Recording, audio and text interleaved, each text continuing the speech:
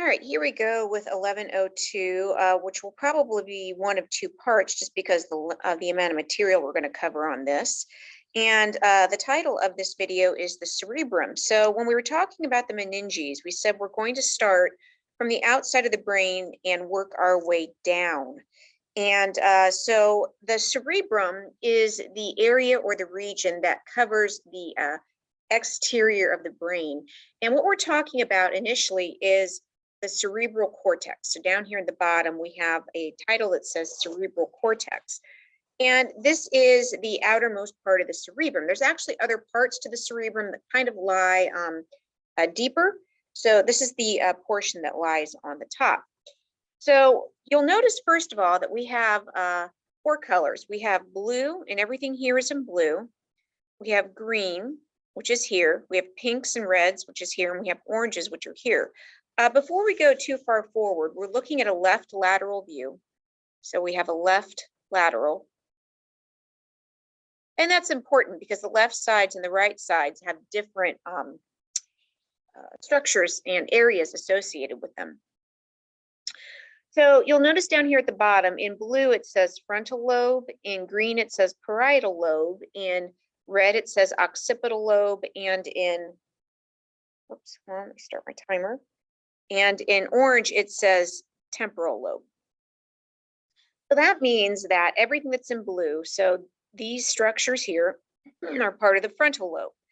In green here, we have the parietal lobe, and in red and pink, we've got the occipital, and orange, we have temporal or temporal. Now, this should all be very familiar because we learned about the occipital bone, the parietal bone, the frontal bone, and the temporal bone. And these regions lie directly underneath those bones, and those are the names of the areas for that part of the head. And so the areas of the brain and the areas of bone take those names.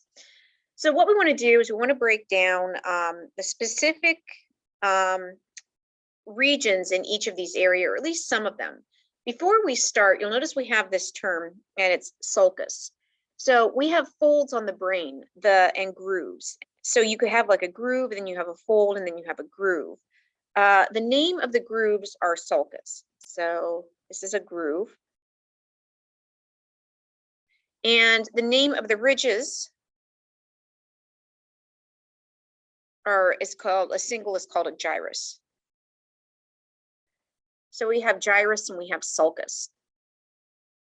And we use these to mark where different portions of the brain are. So what's happened over time is scientists have studied people that have had issues with their brain or perhaps damage to their brain. And they've been able to determine what different areas of the brain do. And we call these areas a cortex. And so you'll see up here, you have the primary motor cortex. You have the primary somatosensory cortex. I'll rewrite that because it's light. The primary visual cortex, the prefrontal cortex. So a cortex, let's write this down here. A cortex is a region of the cerebrum with a specific function.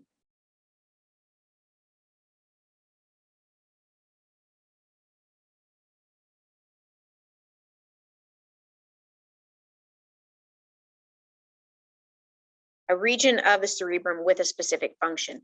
Now, two of these don't have the title of cortex. You have Broca's area and you have Wernicke's area. Some of these are found on both hemispheres and some are only found on one. And so we would have anything that says a cortex is found on both hemispheres. So I guess we would want to add both hemispheres. Whereas we're going to see that Wernicke's and Broca's area are only found on the left side, but these are really important areas.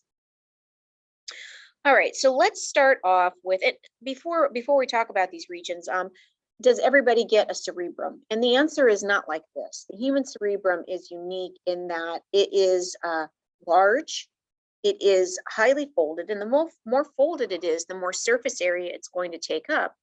So that translates to higher order thinking.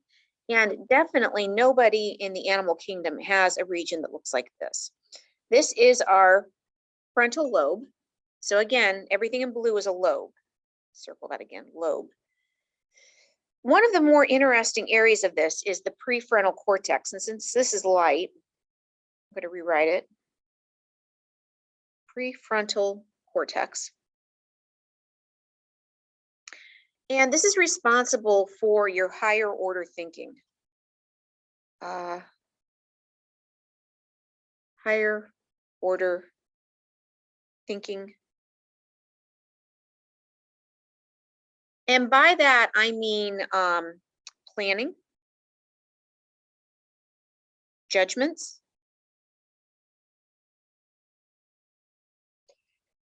long-term projections, abstract thinking.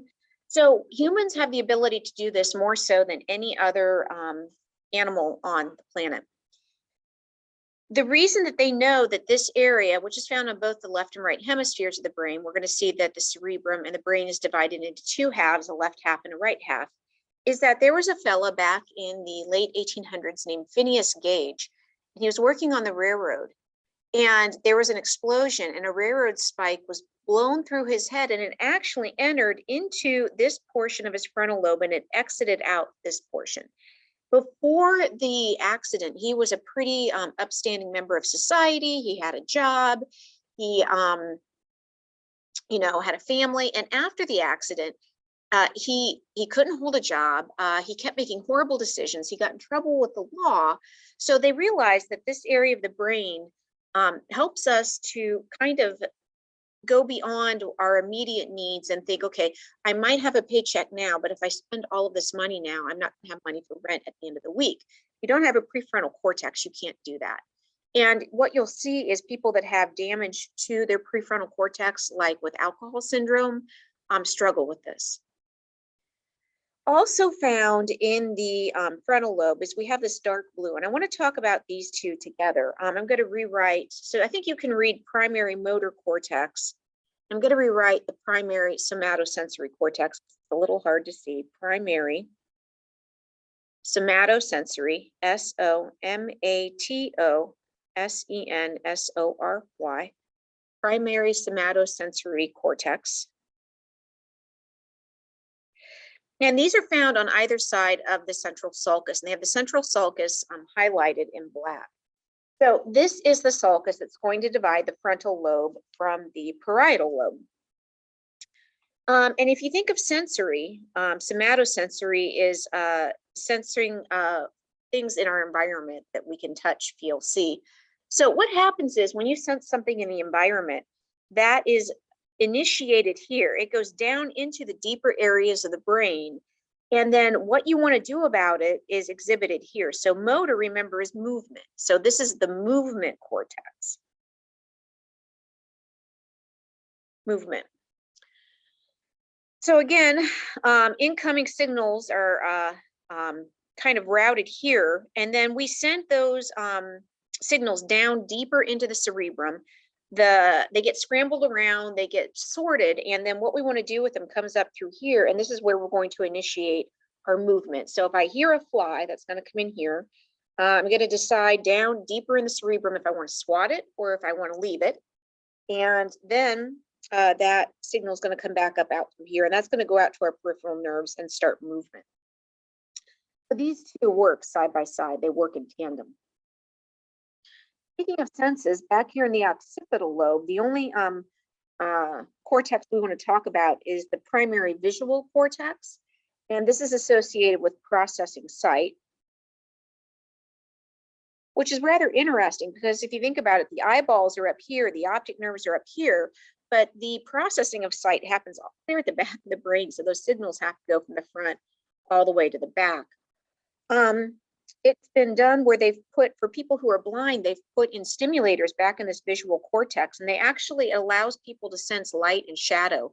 So we're getting some primitive, rudimentary, artificial sight by putting implants back in this visual cortex. The temporal lobe, we have one region here that lies partly in the temporal, partly in the parietal, and we have another area of the frontal, and I was saving those for last. But you'll notice that there is a large fold when we dissect dissect brains, you're going to see there's a large fold laterally that runs between the parietal frontal lobes and the temporal. It's called the Sylvian fissure. That's another good landmark to know. Finally, we have these two areas, and these are associated with speech. So Broca's area allows us to form words, form speech. And Wernicke's or Wernicke's allows us to understand speech.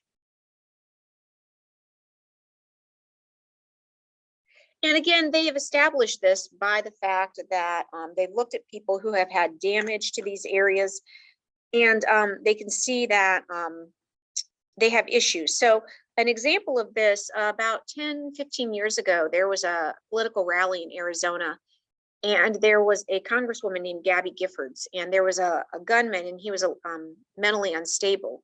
He came in and he started shooting, and she was struck in the head. The bullet entered in this area, and it actually blew the skull away from the brain, which saved her life because it allowed the brain to swell, and it wasn't crushed against her own skull. But after the shooting, she could understand speech just fine. But what she couldn't do was she couldn't form words very well. And the reason was her Broca's area was damaged. And so talking was a struggle for her. She, using physical therapy and speech therapy, and some other things, she was able to eventually get some rudimentary ability to speak. But if you hear today, she still can't form words very well because without this area of the brain, it's very difficult to do. These are found only on the left side. So these are left side only.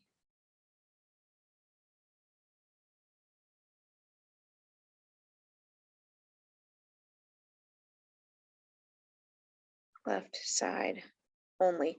And what we're going to see in Cerebrum part 2, so this is going to be part 1. Whoops. Part 1. What we'll see in part 2 is that the left and the right sides do different functions. All right, that gets us a good start for the cerebrum. And our takeaways here, we talked about all of these regions or cortexes or cortices of the brain. So we talked about, first of all, the lobes, frontal, parietal, occipital, temporal. Then we did the cortexes. We had the somatosensory, or, you think of that as the sensory and the movement. We had prefrontal cortex, visual cortex, and then we also talked about Broca's area and Wernicke's area, along with the sulcus, gyrus, and Sylvian fissures. Great, so let's continue the cerebrum in part 2, next video.